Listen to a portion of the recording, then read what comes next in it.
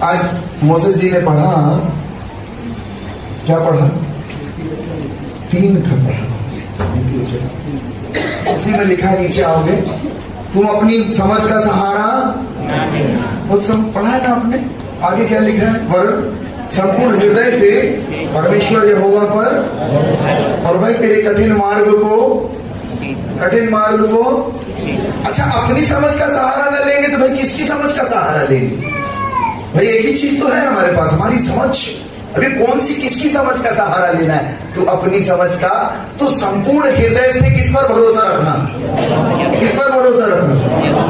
एक बच्चा, ध्यान से सुनो, एक बच्चा हर गर्मी में, छोटा बच्चा था, छोटा, हर गर्मी माता पिता उसको दादा दादी के पास घुमाने ले जाते थे, बड़े घर का बच्चा।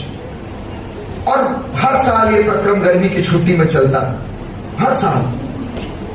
अब वो बच्चा यही देख देख के बड़ा हो गया, दादा दादी से हर साल मिलने जाता।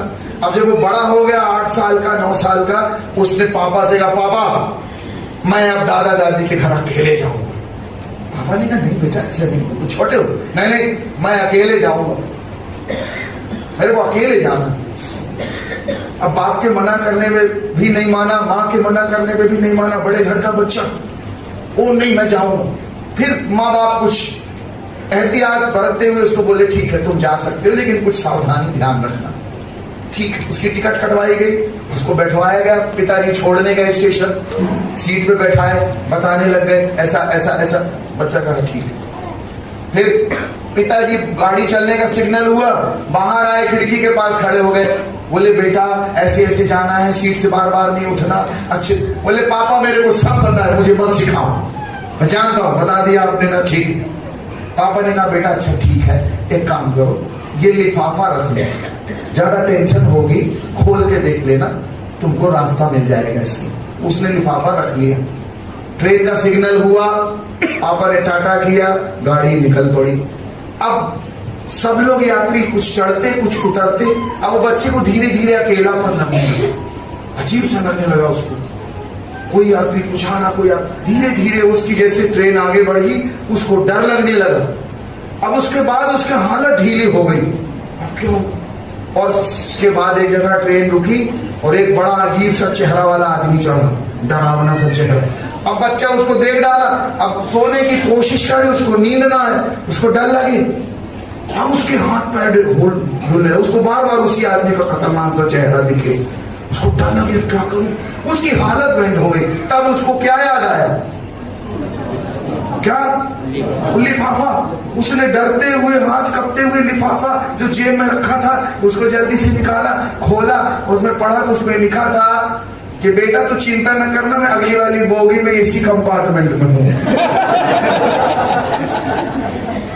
ये सुन के, पढ़ के उसका सब डर गायब हो गया। ऐसे ही एक लेटर हमारे बाप ने लिखा है, यशाया 43 में, आंधियां तुझे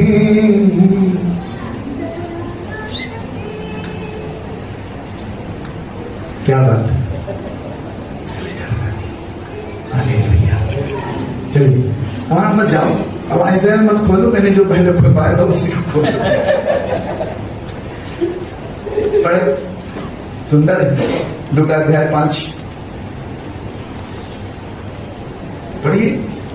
आज आपकी थोड़ा टीचिंग करा तो मजा आएगी। तब भीड़ परमेश्वर का वचन सुनने के लिए उस पर टूटे पड़ती थी, और वहां पर 2 नौकाएं लगी थी। कितनी नौका? कितनी? एक बात वचन की कलाकारी देखना, वचन 2 चीजें सामने रखती। कौन सी?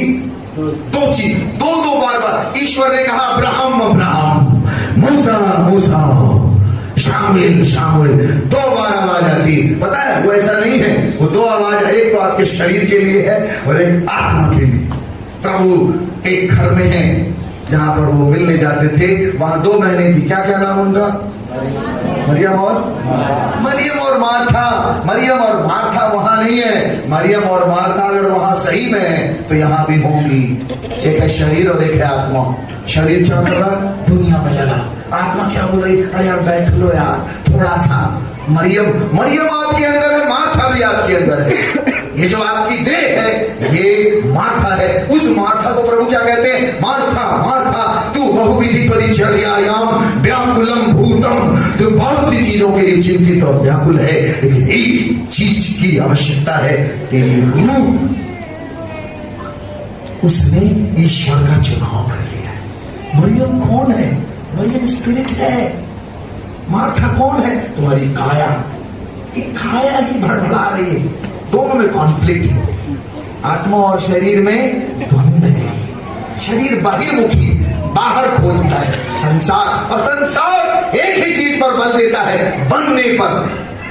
और आत्मा या ईश्वर एक ही चीज पर बल देता है, खोने पर। याद रखना, जहां खोना है वहां ईश्वर है, जहां पाना है वहां शरीर है।